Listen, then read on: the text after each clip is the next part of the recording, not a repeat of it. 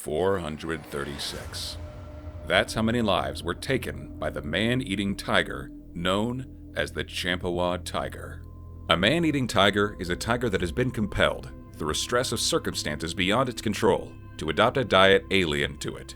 The stress of circumstances is, in 9 cases out of 10, wounds, and in the 10th case, old age. The wound that might have caused the particular tiger to take to man-eating might be the result of a carelessly fired shot and failure to follow up and recover the wounded animal, or be the result of a tiger having lost his temper when killing a porcupine. Human beings are not the natural prey of tigers, and it is only when tigers have been incapacitated through wounds and old age that, in order to live, they are compelled to take a diet of human flesh. Quote, Edward James Corbett. Hello everybody and welcome. Today, we'll be talking about the book, The Man-Eaters of Kumaon. It compiles a series of stories about the hunts conducted by Jim Corbett, the author, between the 1900s and 1930s. He describes hunts of man-eaters. I'll be focusing on his very first man-eater hunt, in which he went after the most lethal, man-eating tiger ever known. But before getting to that, let's talk briefly about Edward James Corbett.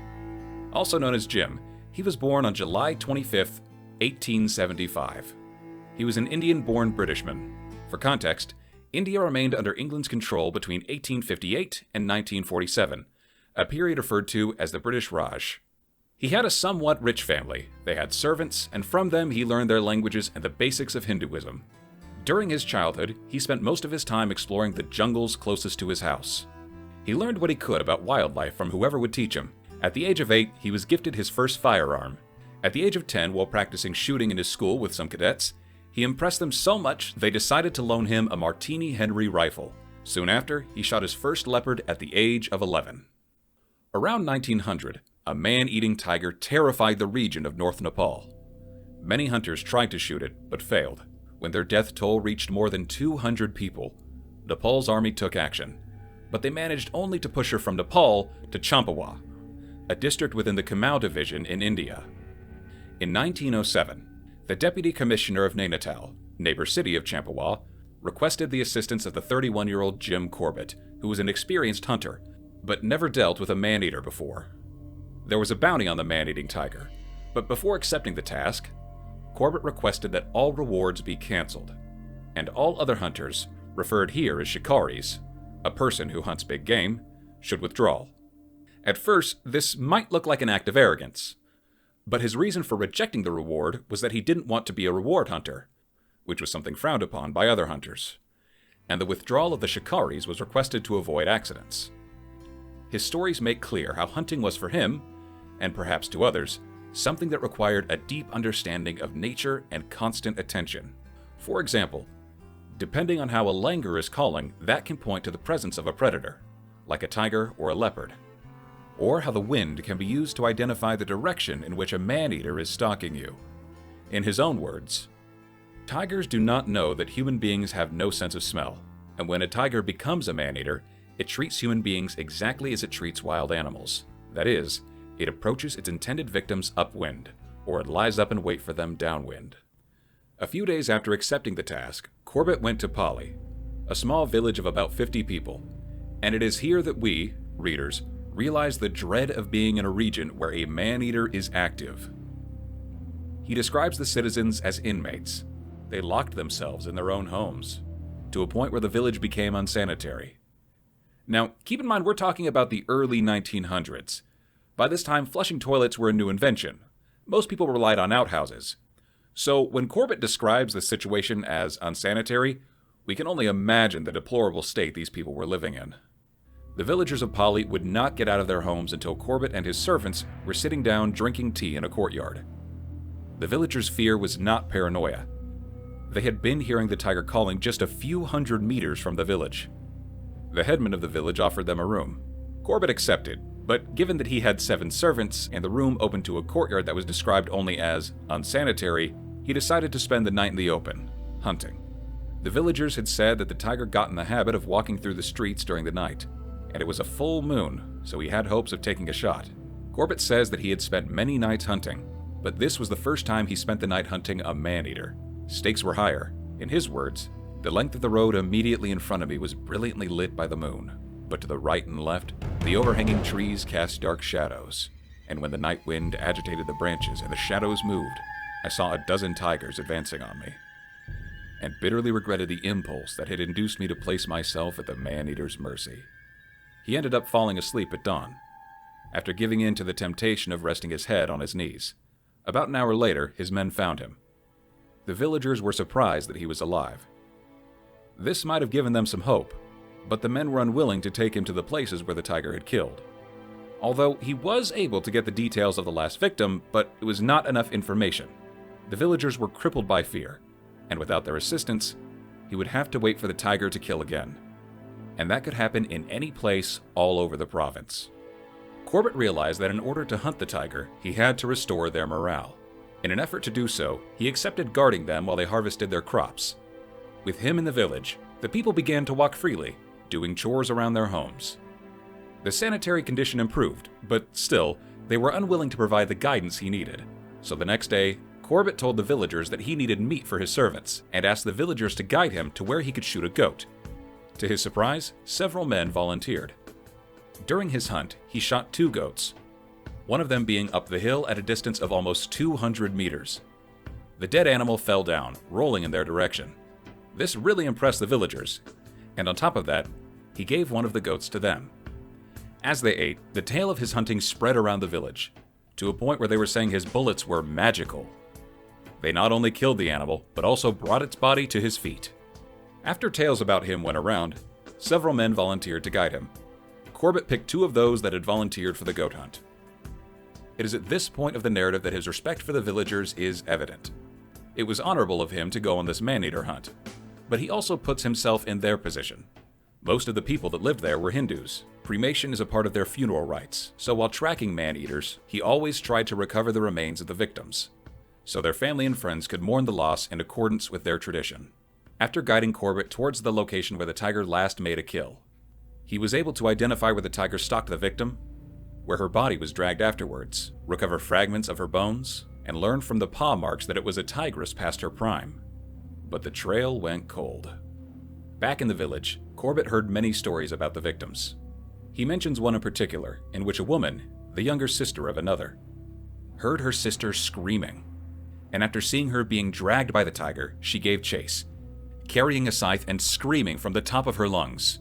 When the tigress turned on her, she ran for help.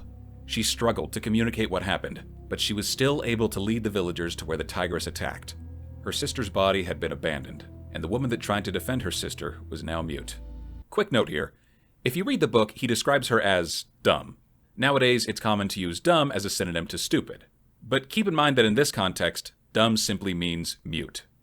By the time Corbett heard this story, she had been mute for over a year. He went to visit this woman, and when he explained to her that he was hunting the tigress that killed her sister, she simply stooped down and touched his feet. A gesture of respect and reverence. And Corbett felt like a fraud, because all the plans he made before coming to this hunt now seemed impractical. Not only that, this hunt was particularly difficult, and not just because the animal was a man-eater. The tigress would never kill twice in the same locality, and she would never return to a kill. These behaviors were also abnormal for a tiger. And, on top of all that, this was the very first man-eater ever to be known in the region of Kumaon. Therefore, there were no hunters, retired or otherwise, with whom Corbett could ask for advice. By now, he had 20 years of experience hunting, and this hunt was way beyond his skills. And at the same time, he was the most qualified person to deal with the man-eater. After 3 days of wandering throughout all the places that the tigress had attacked, or had been sighted and not finding any sign of her, Corbett decided to move to Champawat, west of Pali. The villagers of Pali were disheartened by the news. As he made his way, people from smaller villages joined him. They were afraid of traveling in small groups, as you can imagine. And even though he departed with 7 of his servants, he arrived at Champawat with 30 people. At Champawat, while talking with the Tausidar is a government official, mostly responsible for collecting taxes, a man came running to inform Corbett that the tigress had just taken another victim, a 16-year-old girl. Corbett grabbed his rifle and a few cartridges and spoke briefly with the people that were with her during the attack. They had been picking dry sticks when the tigress dragged the girl away. Then, after instructing them to stay in the village and not make any noise, Corbett went after her, alone. He found the spot where the tigress attacked, and her trail was easy to follow. As he analyzed the tracks, another man arrived with a rifle. He had been sent by the Tausadar to protect him. The man was terrified, but even more so of disobeying the official's orders. Corbett advised him to keep close and be attentive to his surroundings. Corbett usually avoided hunting with other people. There are exceptions, but he makes clear that when dealing with man-eating tigers, safety in numbers is a good strategy for survival, but a terrible one for hunting. Besides the likelihood of accidents, having companions while hunting adds a series of other factors to it. More people to be worried about, more noise, and more strategizing mid-hunt. While following her trail, the man caught Corbett's arm several times, alerting that he heard the tigress or that she was nearby. Now, remember what we talked about regarding hunting with other people? And add to all those troubles a man that's paranoid. This companion was a risk for the hunt, for Corbett, and for himself. Aware of this, Corbett found a safe spot on top of a rock, and asked his companion to climb and wait up there until he returned. It's important to note that Corbett makes no judgment of character. In the book, he recognizes many acts of bravery, but he never labels anyone a coward. They had been living under the fear of a man-eater for years. They knew there was something outside that was hunting them as a means of survival. Not only that, but the region had many tigers, which were not man-eaters, but the mere sight of them or hearing them call was enough to renew their fear of the beast. While tracking the animal, Jim Corbett found where the tigers had stopped to consume her kill a dozen times. At one of these spots, he found some remains of the victim. This distracted him for a bit, which was a huge mistake. But fortunately, his instincts kicked in as he felt something was wrong. He pulled his rifle and raised his head. As he did so, some dirt came rolling down from a small hill a few meters in front of him. His sudden movement alerted the tigress and discouraged her from attacking him. Corbett kept tracking her. As he went on, the terrain became much more dangerous. Unstable rocks, needle plants, too much vegetation that could conceal the tiger. After a while, the tigress began to growl. This animal was used to being disturbed by rescue parties while eating, but not by someone so persistent as Corbett. And as she noticed that her growls were not intimidating him, and instead were bringing him closer, she stopped. Corbett chased the tiger for 4 hours. He would have kept going, but it was getting dark, and he had to retrace his steps back to the village. On the way back, Corbett retrieved his companion at the rock. While retracing his steps, Corbett sat at the top of a hill to have a smoke while he thought of a plan. The tigress was in a forest where it would be hard to stalk her, and he was afraid of disturbing her without getting a shot. That could make her leave the region. From the top of that hill, he analyzed the region and came up with a plan. You see, close to this hill, there was another, and there was a small river separating them both. Both were steep, and the river was shallow. It was a gorge, and if he was able to push the tiger from the forest to the hills, she would likely take the path of least resistance, which was through the gorge. He wanted to line up dozens of men. They would make noise with whatever tools they had, and the tigress would be driven out from the forest and into the gorge, where Corbett would set an ambush. Corbett went back to the village, explaining the plan to the Tausadar. The Tausadar began recruiting men for this beat hunt. And, to his credit, he let everyone in the village know that he would not confiscate unlisted firearms and that he would provide ammunition for them. And early the next morning, only Corbett, the Tausadar, and another man were where they agreed to meet. Little by little, the men arrived in small groups, until they numbered 298. As Corbett said, the weapons that we produced that day would have stocked a museum. He instructed them to make a line, and at his signal, he said he would wave a handkerchief. They should make as much noise as possible, shooting guns in the air, beating drums, shouting, and so on, and they were to wait until Corbett himself went to fetch them. After positioning the men, Corbett and the Tausadar went towards the gorge to set the ambush. The Tausadar was wearing thin leather shoes, improper for walking in the wild, and when he stopped to take them off, the men in the line thought they forgot to give the signal and that the ambush was ready, and fired their guns, beat their drums, and shouted. Corbett still had a few hundred meters to get to the ambush point. He ran as fast as he could, downhill, and took position. He saw the tigress, but before he could take a shot, the Shitty Shoes Tausadar shot with his shotgun, scaring the tigress and making her run back into the forest. Corbett shot at her, hitting her in the back, but she kept going. Hearing these shots, the men stopped the noise.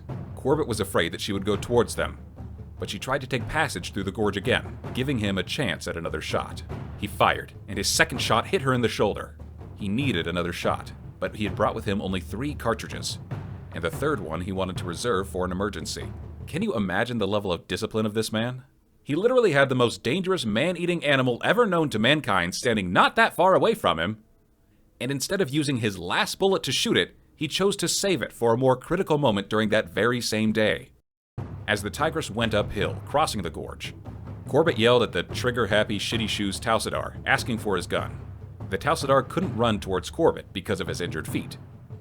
Corbett instead ran towards him as fast as he could and grabbed his shotgun. When Corbett approached the tigress, she charged towards him. He raised the Tausadar's gun, and to his horror, the gun had a gap between the barrels and the breech block. That meant the cartridges were not sealed inside the gun, so the explosion from the burning powder would be partially released from the back of the gun. He feared that firing it using the iron sight could blind him, or that the gun could explode. It hadn't exploded previously when the Tausadar shot, but that could still happen. He took aim using the iron sight anyway, and fired, hitting her paw when he aimed for her mouth. Fortunately, she was on her last breath during that charge, and hitting her in the paw was enough to derail her course and send her to the ground. And there, a few meters from Corbett's feet, lay the most lethal man-eater in mankind's history. The men left their positions and approached Corbett and the dead tigress. Most of them were in a feverish rage. They wanted to hack the tigress's body to pieces. Corbett was repulsed by the idea and was able to calm them down. And to be fair with them, the man leading the animosity had lost his wife and 2 sons to the animal. On examining the tigress's body, he found that the upper and lower canine on the right side of her mouth were broken, the upper one in half, and the lower one right down to the bone. He assumed it to be a gunshot wound. These injuries prevented her from killing her natural prey, and caused her to become a man-eater. Now that they were calm, the men asked him not to skin her there. They wanted to parade the animal to the rest of the village, so that everyone knew that the tigress was finally dead. They carried her back to the village in a procession. Shooting her down stopped the killings. Showing its body would stop the fear. The government rewarded the Tausadar of Champawat with a gun. The scared man that followed Corbett when he tracked the tigress during the previous day received a hunting knife. Both weapons were adorned and engraved and would be heirlooms for their families. Corbett kept the tigress pelt, and on his way back home, he passed the house of the mute woman. There, he left the pelt of the Champawat tigress, and she was mute no more. Edward James Corbett is a really interesting historical figure, and through his stories, we get to know the respect that he had for these animals, as he never vilifies the creatures. He understands why they were hunting humans, and explains indirectly through his stories why he's good at doing so. After neutralizing the animals, he often says that they were sent to the happy hunting grounds. During his life, he saw the number of wildcats and other animals being reduced drastically, and worked on establishing a protected area in India. And 2 years after his death, the area was named Jim Corbett National Park. Now, just to close this video, I would like to mention 2 curiosities about Corbett. In the book, he addresses the rumor that he used to dress like a woman and go to the jungle as bait. And to that, he basically says, nah, I only did that once, which in fact he did in another manhunt, that we might cover in following videos.